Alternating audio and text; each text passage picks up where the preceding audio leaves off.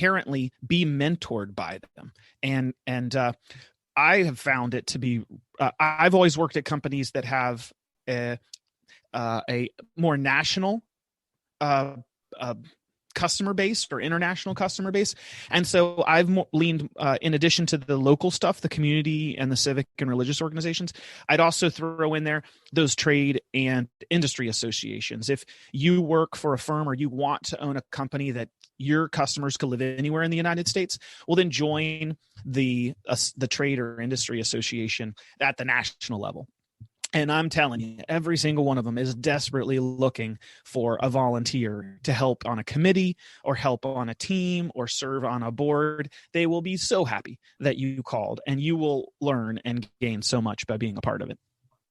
Agreed. And I think for those in the listening audience, I really hope that you have your notepads and you're taking notes or even replay the segment, because the nuggets of wisdom that Robert is sharing with us as we journey through this interview, the impact of them for your future, even for now, it's phenomenal. So I know you've done many different things. You've worked for many different companies. You've worked in the food industry, technology industry. Now you're in the engineering industry.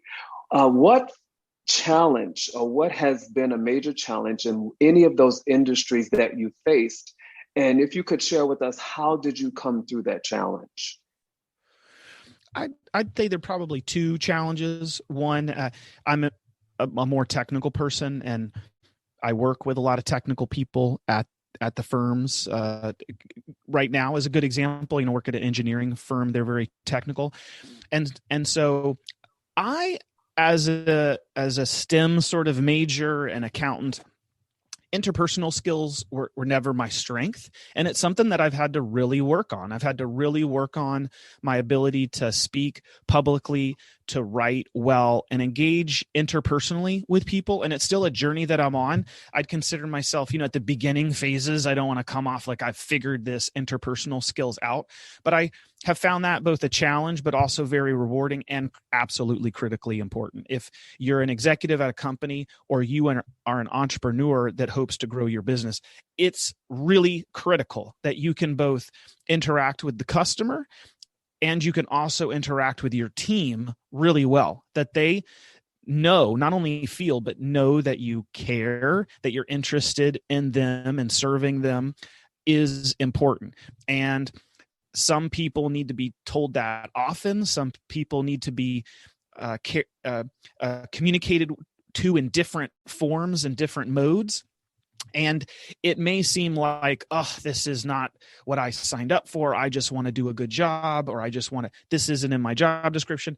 But I want to affirm and share, if there's anybody listening that maybe is a little more technical and they think it's all I got to do is be really good at engineering or science or accounting or business. You got to be that also, but you also have to be able to communicate and for people to feel like you care about them. And over time, you will begin to actually care about people, and it'll become more natural. So that's something that I'm working on, is being more natural in that and communicating better. And then I think the other thing is that it's really important now more than ever for me to delegate tasks and to empower people to do their job plus some of the tasks maybe I used to do, to delegate, to empower and equip people. And I think that's not just hard for some executives, it's hard for entrepreneurs. As you grow the business, entrepreneurs are going to have to learn to delegate, empower, and equip their new employees that become leaders, become managers, to doing more and more of the work, or you're going to limit growth. If you are just a solo entrepreneur, you're limiting growth to the hours in the day you can work. And that's just a lifestyle business. If you want to be an actual entrepreneur, you're going to have to learn to delegate, equip, and empower other people. Amazing. Delegate, equip, and empower. All phenomenal things. So we talked a little bit just recently about technology, and that's one of your main areas. Do you endorse, or do you have a recommendation for new leaders in business as entrepreneurs? There's so many apps now when it comes to financial accountability, keeping track of your finances, keeping track of your inventory. Do you specifically endorse any type of accounting software for those that are listening that would be a great aid in them as they start and move on into their business operations? I have two recommendations. For somebody who's a solo entrepreneur and they're just doing it by themselves or it's a side hustle, then I'd recommend something simple like the cloud-based QuickBooks. They're the largest in the in the industry of accounting financial software, at least. And it's very simple. It's very easy. It's very inexpensive for one user license.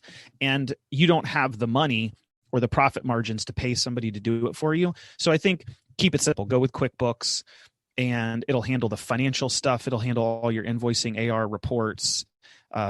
It's very easy. Every tax expert in America, every registered agent knows how to import that data and do your taxes for you. So that would be that. If you're larger than a solo entrepreneur, if you're that mobile car wash, hate to keep on going back to that, but now you got 2 mobile car washes, 3, 4, 5, 6, and you begin to grow, I'd highly recommend stop doing it. Your customer only do things that your customers are paying you for, and they're not paying you for accounting. They're not paying you to do inventory. They're paying you to wash their car. So you need to spend all the time focused on training and equipping and enabling your employees to do that, and telling them how awesome they are, and telling your customers how awesome they are, and not on dumb things like accounting. And you need to pay someone who does fractional accounting and bookkeeping and handle that. And there's lots of QuickBooks will do it, but whatever financial platform that fractional accountant use that.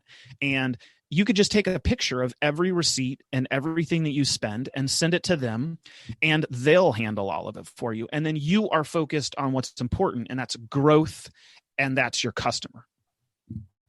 Amazing. And we know now that as entrepreneurs move into and continue to develop, when going to banks and trying to court the favor of banks for financial backing, what are some of the things that many of the entrepreneurs and new business owners should be prepared for when they go into those meetings with different lenders?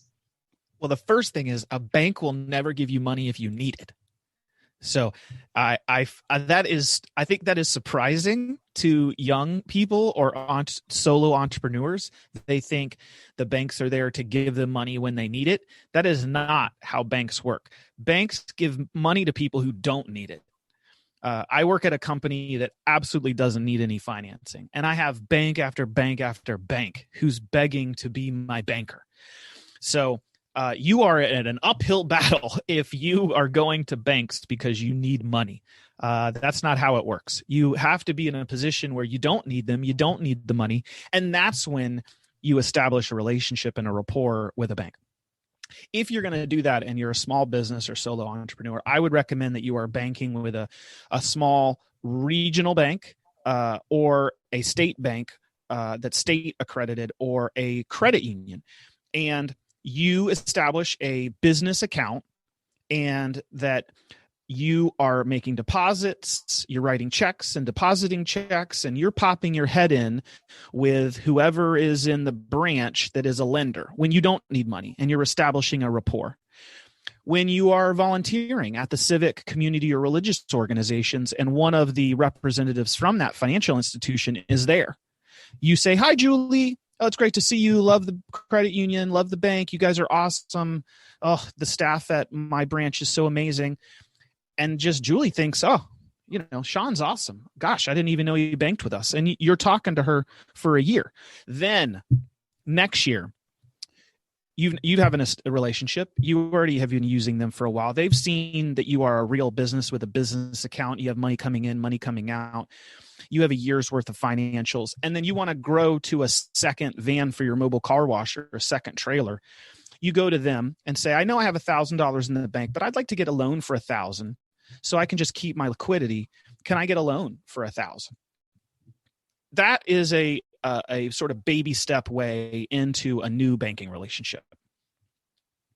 Amazing. I think you've shared and unpacked it and have given so much insight in a way, because there are so many individuals even listening today with us that do not know how to go about navigating that relationship. And I love how you unpacked it and how you partnered it in such a way. Try to build it from an organic space of relationship, as 100%.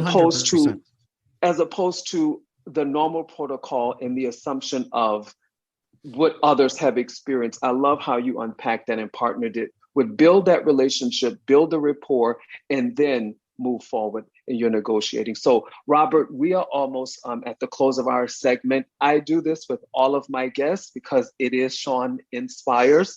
And so if you could, I would like for you to leave a word of encouragement or a word of inspiration to those that are listening all across the globe today with us, for leadership, for those financial leaders, those CFOs that are out there as we move through 2022. What is the word of encouragement or inspiration that you can load them with today? Sean, I'd like to encourage folks to stop talking about it or posting about it and start being about it. That we have enough talk, we got enough posts, we got enough inspirational quotes in the world. We need to be about it. If you want to see change in the world or you want to see change in your life, be about action. Move forward. Even if you're failing, fail forward, but it needs to be in action and in movement. I love that. In action and in movement. I think I want to say that one more time. In action and in movement. Robert, thank you so much for sharing with us today, for giving us your time, for giving us your energy and investing with us today. I so value all that you have shared. So as we come to a close, guys, please, I'm going to let Robert share with you where you guys can partner with him, where you can consult with him. So Robert, if you could go ahead and share before we close out how the listening audience may partner with you. Sure. Two things. If they'd like to connect with me on LinkedIn, I'm Robert Bendetti. I think I'm the only Robert Bendetti that's a CFO in America. So I'm easy to find, and I'd love to connect with you there. And then if you are a senior financial executive, so if you're a CFO or a vice president of finance or a controller, and you'd like to fellowship and network with fellow senior financial executives, Google the Global CFO Council. I'm the president and founder of the Global CFO Council, and I'd love for you to join and be a part of our group. Absolutely amazing. Thank you so much, Robert, for joining in. And as we close, everyone, thanks for tuning in. I appreciate you so much. Do log in on Apple, Google, Spotify, Good Pods to listen to today's segment with myself and Robert Bendetti. And as always, stay strong and stay inspired. Until next time, bye now.